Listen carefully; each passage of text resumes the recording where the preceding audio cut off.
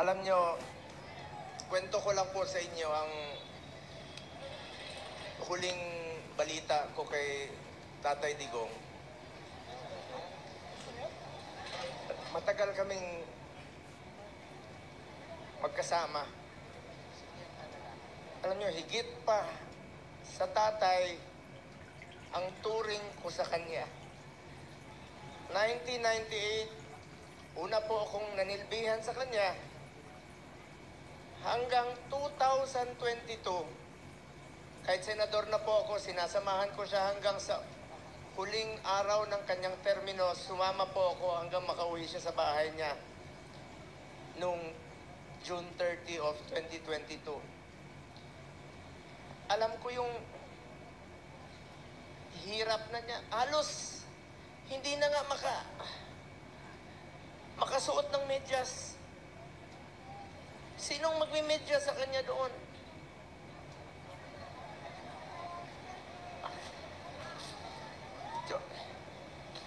Yung sinabi ko sa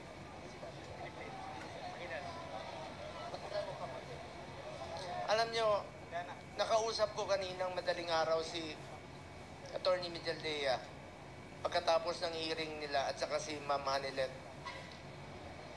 Kaya siya ganon siya magsalita. Dalawa ang dahilan, maaring nag-a-adjust sa oras, at ang pinakamasakit sa lahat, yung sinabi sa akin ni Attorney Mijaldea na hindi binibigay sa kanya yung gamot niya.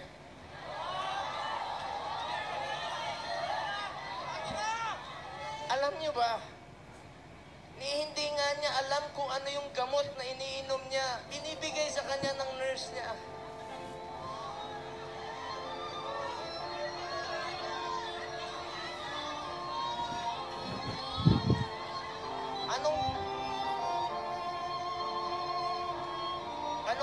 Anong gusto nilang gawin kay Tatay Digong?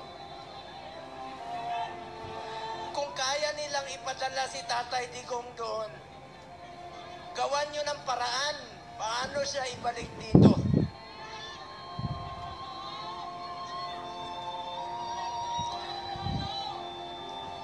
Gusto nyo basahin ko yung mga medisina niya.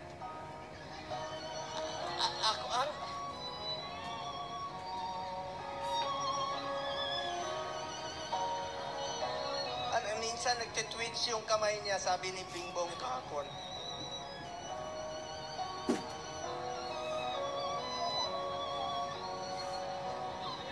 Kaya sa lahat ng mga politiko na nakinabang kayo sa panahon na pinansin kayo ni Tatay Digong. 6 na taon kayong pinansin ni Tatay Digong. Yung iba dyan, pinupuntahan pa namin yung birthday. Makakatulog pa ba kayo? Tulungan nyo naman si Tatay Digong.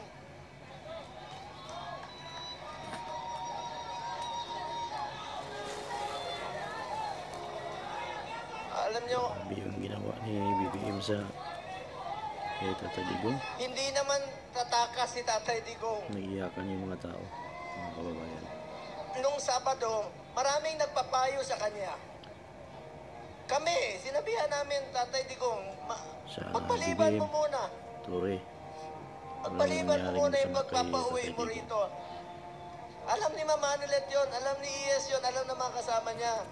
Dahil meron na pong threat sa kalusugan niya, sa buhay niya, hindi natin alam eh. Pero mas pinili niyang umuwi at harapin. Ibig sabihin nun, hindi tatakas si Tatay Digong. Hindi tatakbo si Tatay Digong na hindi lang niya kayang tumakbo. Nakasungkot. Kaya pa ba niyang tumakbo? Mga politiko, nananawagan ako sa inyo. Pinansin namin kayo sa 6 na taon, hindi namin kayo pinabayaan. Tulungan niyo naman Tatay Digong. Tulungan niyo naman. Nangungulila lahat. Alam nyo, hindi. Pagdating niya, ako mismo, meron na akong pass para sunduin. Kasama ko yung 3 doktor niya. Dahil schedule Schedule po siya magpa-check up sa Cardinal Santos. Then, bagamat since 2022, di na, alam niyo, 1998 hanggang 2022, halos araw-araw kami magkasama. 360 days, out of 365 days, magkasama kami. Noong 2022, may trabaho na po ako bilang senador, hindi na ako nakakasama sa kanya, pero hindi ko po pinapabayaan yung medical niya dahil yun po ang pinangako ko sa kanya hanggang sa pagtanda niya, hanggang sa kamatayan niya, hindi ko po siya iwanan. Lalong-lalo na po sa medical. Alam niyo, nakaraang 4 na buwan, monthly siya nagpapa-check up. Yung dinidrip po siya, you may check with the doctors. I-check niyo sa hospital. Sinasamahan ko siya doon, dinidrip siya para humaba ang kanyang buhay. Schedule siya March 12. Pero ngayon, pati gamot ipagkakait. Sinong mananagot niyan pag may nangyari kay Tatay Digong?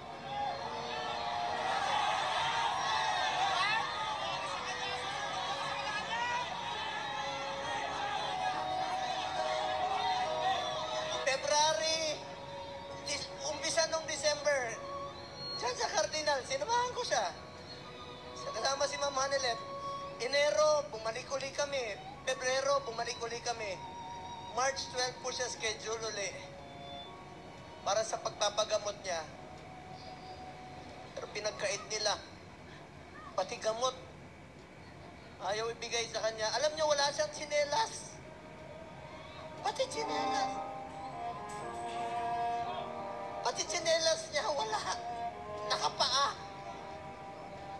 Muli namin, hindi ko mapigilan umiyak. First time ko umiyak talaga. Na kausap siya. Sabi niya sa akin, Ninong, ikaw na muna ang tatay ko. Dahil wala na akong tatay. Sa murang edad na. Pero matapang si Kitty, ha? Sobrang tapang ni Kitty. Sabi niya, Ninong, be strong. Be straightforward. Ito yung panahon na magkaisa ang Pilipino. Magkaisa tayo para kay Tatay Digong. Nakikiusap po ako, manghinahon po tayo. Huwag po tayo gumawa ng bagay na ibabalik sa atin. Mga Pilipino, magkaisa po tayo para kay Tatay Digong. Importante muna ang kalusugan, kaligtasan, at kalayaan ni Tatay Digong. Alam ko mga politiko, nakikinig kayo. Konsensya naman kayo.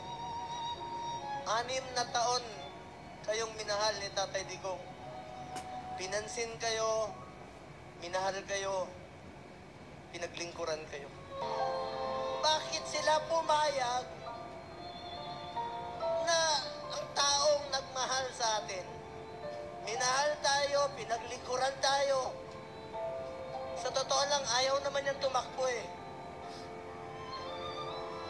Dahil sa inyo, ginawa niya po yun. Ito bang kabayaran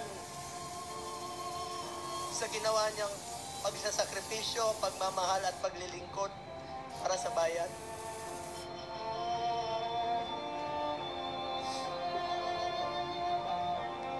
Nyo, mga kababayan ko, magtulungan tayo na ay balik si Tatay Digong dito. Alam ko nangungulila kayo. Alam ko maraming Pilipino halos hindi makatulog. Hindi tayo makatulog. Alam niyo, marami ako narinig. Yung iba, kahit hindi natin kasama sa politika, marami nagte-text sa akin, hindi nila matanggap na bakit hinayaan, payagan na magkaganon. Ikiusap po ako, alam ko nakikinig naman po kayo. kung kaya niyong dalahin si Tatay Digong ng ganon kabilis, sana ibalik niyo po dito sa amin. Nangungulila po ang Pilipino.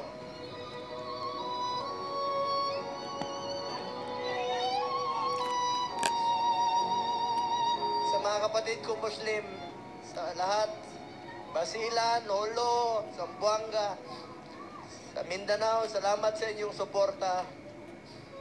Mga OFW, alam ko, wala kayong tulog. Salamat sa inyong pagmamahal kay Tatay Digong.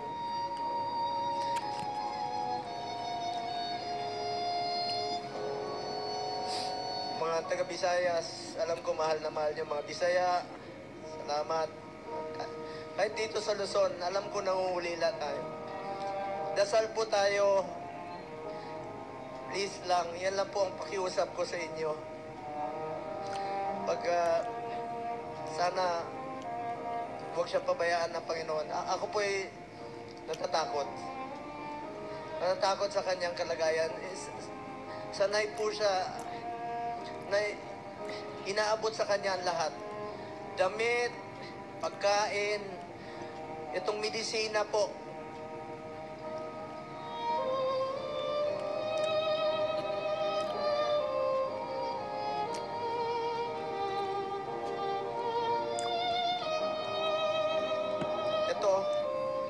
Alam niyo, ako nagpapadala ng medisina sa bahay niya. Linggo-linggo yan. Ang dami nito, Lyrica, Crestor, Pletaal, 1, 2, 3, 4, 5, 6, 7, 8, 9, 10, 11, 12, 13, 14, 15, 16, 17, 18, 19, 20, 21, 22, 23, 24, 25, 26, 27. 27 na gamot. Sinong mag-aabot sa kanya? Meron siyang, totoo yung, meron siyang oxygen concentrator. Dahil dun sa Buerger's disease niya na 80 years old, kukulong niyo pa. Sa banyaga pa.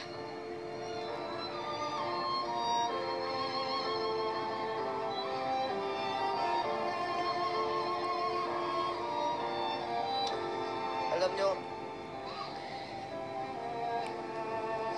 hinahon lang ko kayo. Alam ko mahal niyo si Tatay Digong. Mahal natin si Tatay Digong. Magkaisa tayong lahat, mga kababayan ko. Alam nyo ngayon, taming naninira sa amin ni Bato. Kanina, sinasabihan kami na naglaglagan, mga ganun. Alam nyo, huwag kayong maniwala sa mga yan. Yan ang tinatawag na gusto nila kami hilain pababa. Gusto nila kaming sirain. Ako naman po, buklatin nyo man ang, pag namatay ako, buklatin nyo ang katawan ko. Duterte po. Wala po. Halos wala po akong panahon sa anak ko. Wala akong panahon sa tatay ko. Hindi ko na po ang naging tatay ko.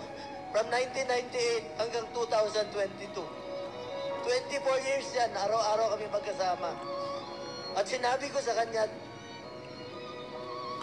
Tatay Digong, hanggang kamatayan mo, hindi kita pababayaan. Lalo na sa medical mo. Ngayon, sino na po mag-aabot ng medisina niya? Sa mga nagpakulong sa kanya, makonsensya kayo. Makakatulog pa ba kayo?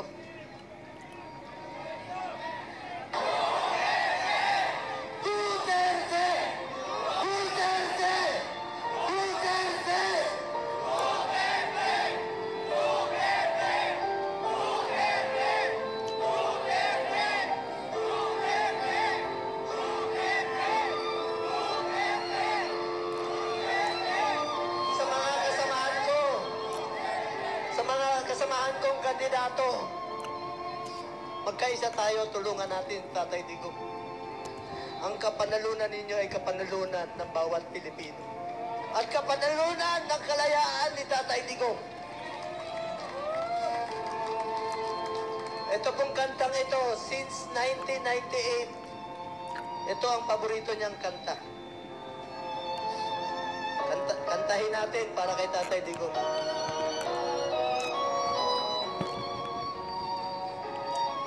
Isa po itong spiritual song na naglalarawan sa tiwak. Inyo sa bago. Duterte!